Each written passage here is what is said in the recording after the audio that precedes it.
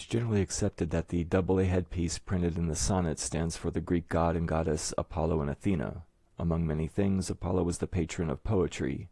His twin sister Athena is often depicted brandishing a spear, and the headpiece is believed to be a nod to Shakespeare.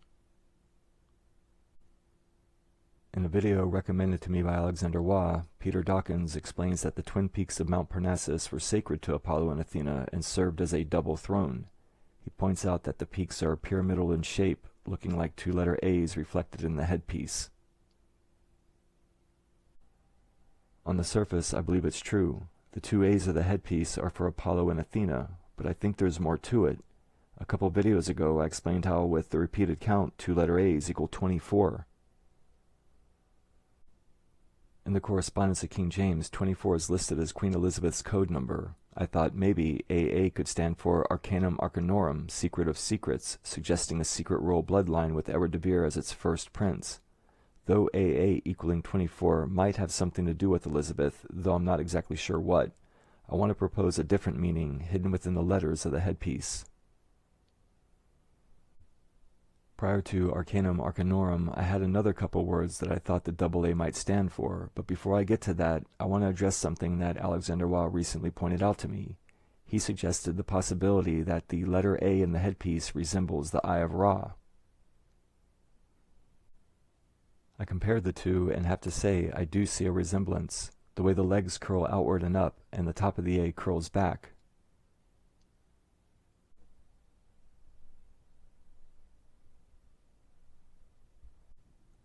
To me, it seems whoever designed this Apollo and Athena AA headpiece also incorporated the Eye of Horus. But why? Apollo was the Greek god of the sun. For the Egyptians, the god of the sun was Ra. To the Greeks, Ra and Apollo were equivalent, but Apollo was also identified with Horus. And according to Egyptian mythology, Horus knew Ra's secret name. As far as I can tell, some believe that the sun disk encircled by two uraeus cobras was the Egyptian symbol for the Eye of Ra. But it's also believed that the Eye of Ra was the same symbol used for the Eye of Horus. So I think the first A represents Apollo, but it may also be the Eye of Horus, and the second, darkened letter A, possibly the Eye of Ra, can represent Apollo or Ra's secret name.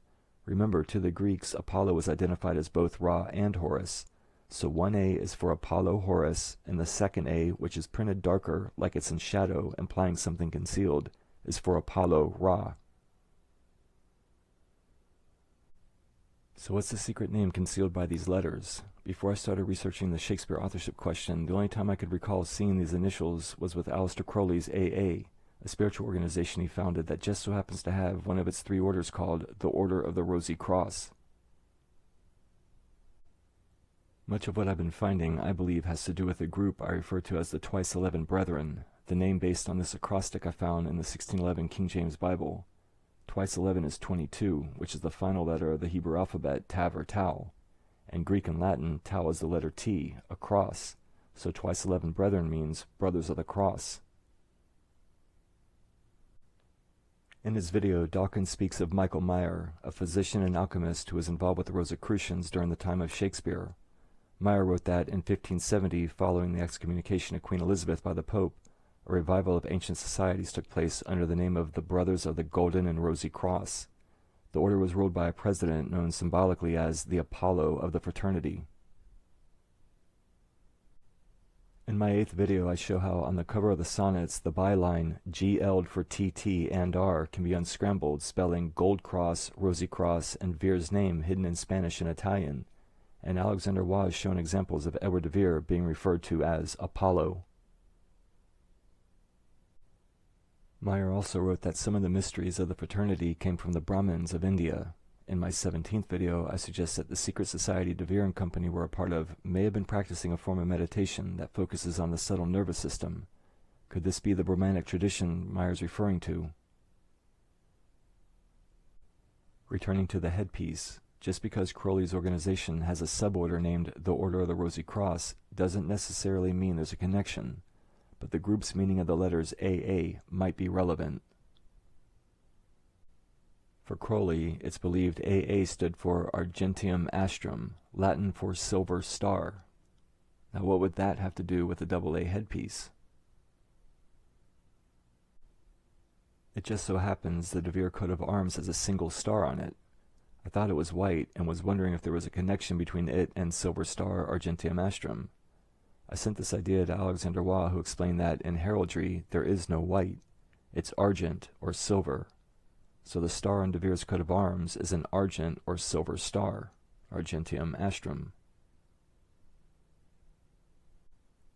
I'm thinking maybe that 1A being light can stand for Apollo, which is also drawn like an eye of Horus, and the dark letter A can stand for Apollo Ra, the darkening of the letter symbolizing Ra's secret name that was known to Horus. The clue is Argentium Astrum, the silver star found on Oxford's coat of arms, and the secret name is Edward de Vere. There's something else important about this headpiece. With the repeated count, 2A's equal 24.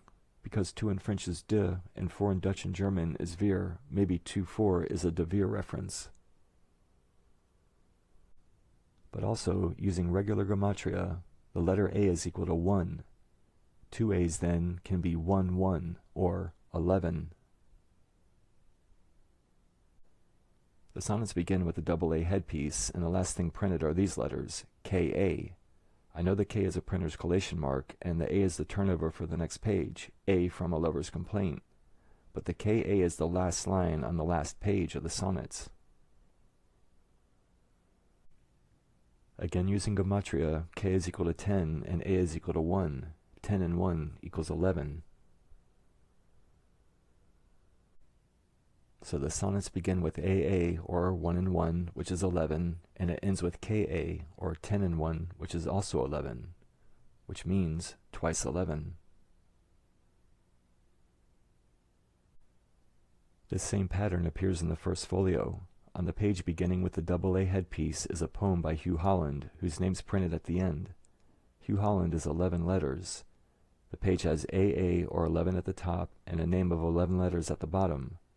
Just like the sonnets beginning and ending with the same number, it's another example of twice 11.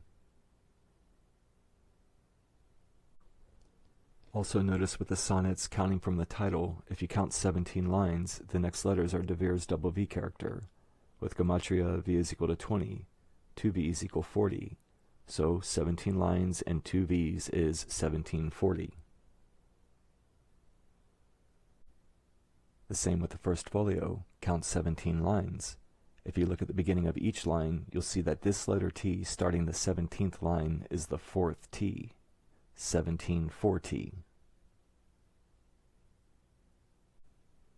These concepts keep turning up, twice 11 and 1740. How many times do you need to see them before you accept that they were put there by design? 1740 is Edward de Vere's Earl and code number, and twice 11 is a reference to the organization I believe he was the leader of, which may have been the Golden and Rosy Cross, or a branch of it.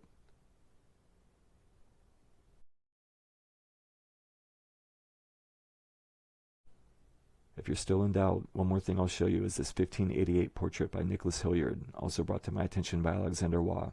If you look it up on the internet, you'll see people claiming that it's Robert Devereux, the Earl of Essex, and some even think it's Shakespeare. Waugh wrote an entry for the new Shakespeare Illusion book, making a case for Oxford. Among the details he goes over is Apollo's hand reaching from the cloud and the gesture made by the fingers of the man in the portrait. Just like the headpiece, it's 2 letter A's. When I'd realized that AA can be understood as 1 and 1 or 11, I sent the idea to Waugh. He wrote back mentioning the Hilliard portrait and pointed out that the 2 lines of text framing the man's face begin with capital letter A's. Again, 2 letter A's are 11. With the double A gesture made by the fingers and the 2 A's beginning each line of text, was this another example of twice 11? Waugh also wrote that he found Oxford's Earl number 17 by counting the number of letters in the words on the left side of the portrait. Aticia modus ergo, 16 letters followed by an accent mark making the 17th character. He asked if I could see the number 40 anywhere. I noticed 2 stylized number 8s painted into the design of the lettering. With the repeated count, 2 8s or 88 is equal to 4 letter T's or FORTIS. In an L-shaped pattern are 17 characters and 88, which is 4 T's with the repeated count, 17 FORTIS. And in another L shape are 2 sets of AA, code for twice 11. A Mason square is L-shaped, but also with Gematria, L's equal to 11. These 2 sets of codes in an L shape can be another example of twice 11.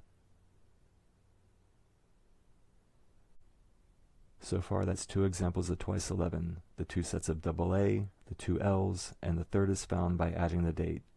1 plus 5 plus 8 plus 8 equals 22, and 22 is, well, you know.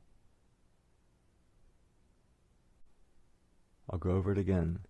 The portrait has 2 sets of AA's, codes in 2 L shapes, and a date that adds up to 22.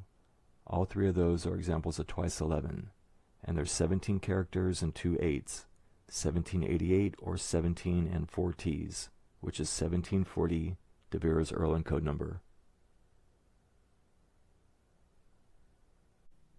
It has the same codes as the sonnets in the first folio, twice 11 and 1740. This is not a picture of Essex, but it is a portrait of Shakespeare, Edward de Vere Shakespeare.